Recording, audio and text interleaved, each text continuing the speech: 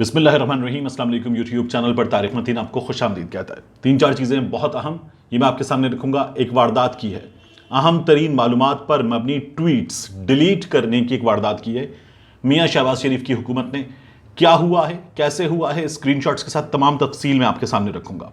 और ये कौमी सलामती कमेटी की मीटिंग से मुताल्लिक मालूमात हैं जो डिलीट की गई हैं। इसके बाद मैं आपको ये बताऊं कि इमरान खान साहब के खिलाफ एक मुहिम, जैसा कि उन्होंने खुद भी कहा था इंटरव्यू में अरशद शरीफ को कि मेरे खिलाफ मुहिम शुरू की जाएगी, तो वो मुहिम जो उनकी किरदार कशी के बारे में है वो तो शुरू हो गई है, मगर साथ ही उनकी जमात के बारे में पूरा प्रोपेगेंडा करने की मुहिम भी शुरू कर दी गई। एक फिट्टे मुंह सहाफत जो है, जो हमारे यहां पहले भी होती रही है, वो शुरू हुई है एक बार फिर। ये भी मैं आपके सामने रखूंगा कि किस तरह से इमरान खान को आने वाले दिनों में इस मुहिम में, जो बहुत भरपूर अंदाज में जारी है, नाकाम करने की कोशिश की जा रही है, की जाएगी मजीद। मरीम नवाज शरीफ की एक लीक्ड कॉल है, कुछ लीक्ड गुफ्तगू है, उसकी मालूमात सामने आई हैं और ये मालूमात जो हैं ये घर के भेदी ने दी हैं, ये भी मैं आपको बताऊंगा। और मिक्स्ड अचार काबीना में किसको क्या मिलेगा इसकी भी बात करेंगे। सबसे पहले मैं आपको बताऊं ये अहम तरीन मालूमात जो डिलीट की गई हैं मियाँ शहबाज शरीफ हुकूमत की जानिब से। जो ऑफिशियल ट्विटर हैंडल है प्राइम मिनिस्टर हाउस का, प्राइम मिनिस्टर ऑफ पाकिस्तान का, पाक पीएमओ, ये रिट्रीव कर लिया, हासिल कर लिया मियाँ शहबाज शरीफ की हुकूमत ने।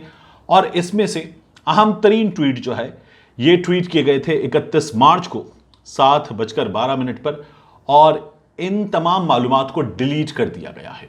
पहले ये जो डिलीट करदा ट्वीट है, ये स्क्रीनशॉट भी मैं आपको दिखा रहा हूं, ये देखिए। इसमें सबसे पहला ट्वीट है नेशनल सिक्योरिटी कमेटी जो है उसकी मीटिंग के बारे में कि जिसे इमरान खान साहब ने चेयर किया, 37वां इजलास था इसका। फिर उसके बाद इन ट्वीट्स में है कि मीटिंग किस किस ने अटेंड की, सिविलियन साइड से कौन था, दूसरी साइड से अस्करी क़यादत में कौन कौन मौजूद था, उसकी मालूमात हैं। फिर उसके बाद इस मीटिंग को मुईद यूसुफ साहब की जानिब से ब्रीफ किया गया, ये इसमें मालूमात हैं। फिर उसके बाद है इसके अहम तरीन हिस्से, और उस अहम तरीन हिस्से में याद रखिएगा जो डिक्लेरेशन जारी हुआ एनएससी का, उस डिक्लेरेशन में जो डीजीएसपीआर ने गुफ्तगू की, उस गुफ्तगू में और इन ट्वीट्स में कोई फर्क नहीं है। डिक्लेरेशन में, डीजीएसपीआर की गुफ्तगू में, इन ट्वीट्स में कोई फर्क नहीं है। फिर भी ये मालूमात डिलीट कर दी गई हैं इस ट्विटर हैंडल से। एक नीचे का हिस्सा बरकरार रखा गया है, जो बरकरार रखा गया है वो भी आपको बता दूं। तो इसमें पहला यह है कि the committee expressed grave concern at the communication terming the language used by the foreign official as undiplomatic. ये हमारे सामने डीजीएसपीआर ने भी बताया। फिर उसके बाद नीचे इन ट्वीट्स में बताया गया है, जो डिलीटेड ट्वीट्स हैं, कि ये जो चीज़ें हैं इन पर डिमार्श जारी किया जाएगा, ये अनडिप्लोमेटिक हैं, ये खुली मुदाखलत है और पाकिस्तान इसको बर्दाश्त नहीं करेगा, यहां पर भी जवाब देगा और उस मुल्क में भी जवाब देगा। ये तमाम मालूमात डिलीट कर दी गई हैं। क्यों डिलीट की गई हैं, ये बहुत अहम है। मियाँ शहबाज शरीफ की हुकूमत को इससे भी प्रॉब्लम है कि इसे खुली नंगी मुदाखलत माना गया है, इससे भी प्रॉब्लम है, ये मालूमात डिलीट कर दी गई हैं। क्योंकि ये खत जिसके बारे में मरियम कहती थी कि ये दफ्तर खारिजा में बैठ के लिखा गया है, इनके चहीते सहाफ़ी कहते थे खत है ही नहीं। इनके चहीते सहाफ़ी कहते थे खत में रद्दो बदल किया गया है, लेकिन रद्दो बदल नहीं माना गया। दफ्तर खारिजा में बैठकर लिखा गया नहीं माना गया, खत है माना गया। तो इनको इससे भी प्रॉब्लम है। इन्होंने ये तमाम मालूमात पाकिस्तान के वजारत उज़्मा के दफ्तर के ट्विटर हैंडल से, ऑफिशियल ट्विटर हैंडल से डिलीट कर दी हैं। इसकी तहकीकात होनी चाहिए कि ये क्यों किया गया है, ये बहुत अहम है। फिर उसके बाद फिट्टे मुंह सहाफत, ये खबर है रोजनामा जंग की। इसमें लिखा हुआ है कि 123 अरकान जिन्होंने इस्तीफे दिए, जिनके बारे में इमरान खान साहब ने शुक्रिया भी अदा किया और कहा शाबाश, उनके बारे में दावा किया गया इनमें से कम 100, सिर्फ 23 रह जाएंगे। 100 जो हैं वो अपने इस्तीफों से दस्तबरदार हो जाएंगे। जी हमने इस्तीफा नहीं दिया, जब इनके इस्तीफों की तस्दीक होगी और ये फॉरवर्ड ब्लॉक बनाकर कौमी असेंबली में बैठेंगे। ये खबर दी है स्वाले जाफिर साहब ने, और इन्होंने नीचे आके लिखा कि कासिम सूरी ने पहले जो रूलिंग वाला मामला था वहां भी गैर आईनी काम किया था, और ये इस्तीफे मंजूर करके भी गैर आईनी काम किया है कासिम सूरी ने। तो एक तो ये उन्होंने फैसला दे दिया, और इसके बाद उन्होंने कहा कि 100 अरकान जो है वो इनमें से मुनहरिफ हो जाएंगे। मुमकिन है कुछ जो है वो अपने इस्तीफों से फिर जाएं, ये मुमकिन है, मैंने पहले भी आपसे कहा था, लेकिन 100 फिर जाएंगे, ये लोग दावा कर रहे हैं। स्वाले जाफिर साहब कौन है? ये वो हैं जो खबरें लिखते हैं कि मियाँ नवाज शरीफ जब बैरून मुल्क दौरे पे जाते हैं तो आसमान पे बादल आ जाते हैं मियां नवाज शरीफ के लिए। ये वो हैं जो लिखते हैं कि मियां नवाज शरीफ की नवासी की तिलावत कितनी खूबसूरत है। ये वो हैं जो मियां नवाज शरीफ के लिए जमीन आसमान के कलाबे मिलाते हैं। लेकिन जब मुशर्रफ आ गए थे तो इन्होंने लिखा था कि नवाज शरीफ के शहबाज शरीफ के कमरों से सेक्स करने वाली दवाएं मिली थी, गंदी फिल्म्स मिली थी, इन्होंने लिखा था।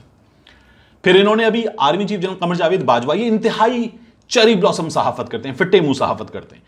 जब army chief general Qamar Javed Bajwa साहब इस्लामाबाद क्लब में थे तो इन्होंने लिखा कि उन्होंने लाइन में खड़े होकर ऑमलेट जो है उसका इंतजार किया, ऑमलेट बनवाया अपने लिए और टेबल पे उनके लिए लाके सर्व कर दिया, ये उन्होंने नहीं किया।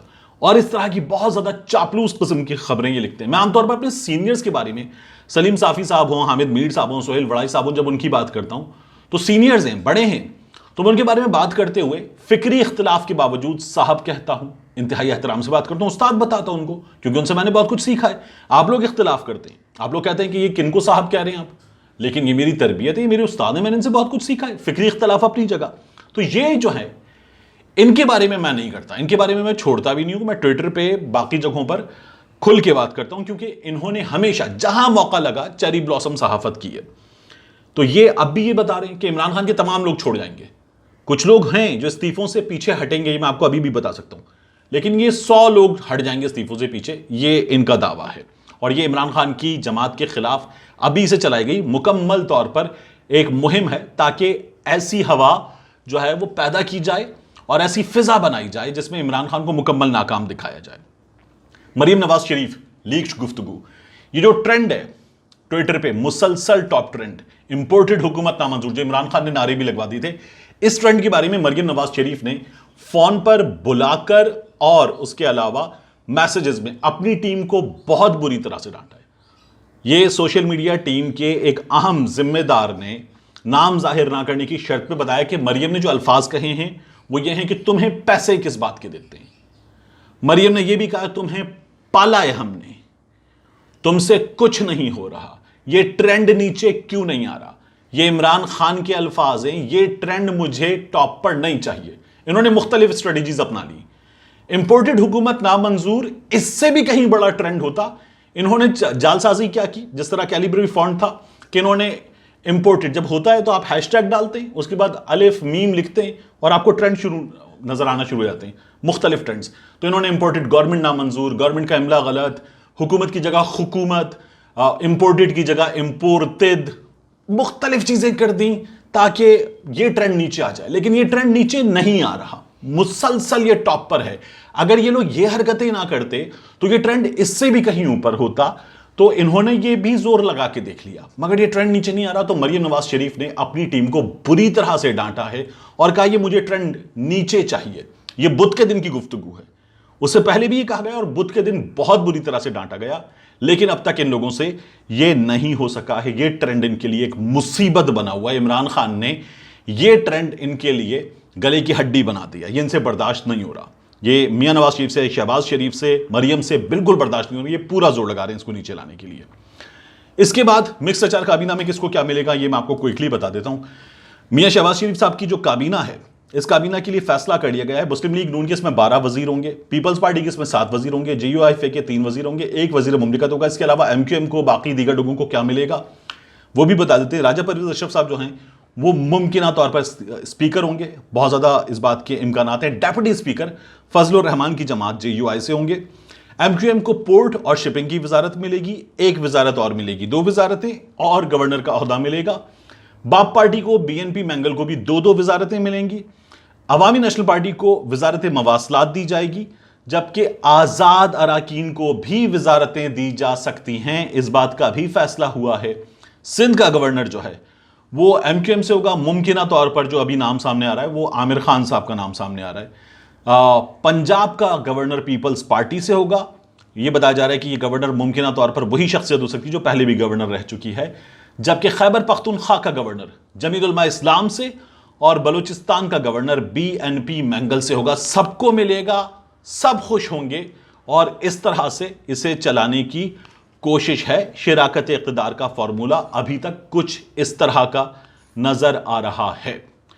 पाकिस्तान तहरीक इंसाफ अपने कराची जलसे के लिए बहुत भरपूर तैयारी कर रही है और अभी से जलसागाह में भरपूर जोशो खरोश नजर आ रहा है। मैं आपको ये बता सकता हूं कि तकरीबन 40% हिस्सा जलसागाह का जो है वो फैमिलीज के लिए मुख्तस किया गया है। इस जलसे के बारे में कहा जा रहा है कि कराची की हिस्ट्री का सबसे बड़ा जलसा होगा, ये पीटीआई का दावा है। मैं भी इंशाल्लाह इस जलसे में जाकर इसकी जो मुकम्मल कवरेज है वो कोशिश करूंगा कि आपके लिए कर सकूं। मिलते हैं इंशाल्लाह आपसे अगले व्लॉग में।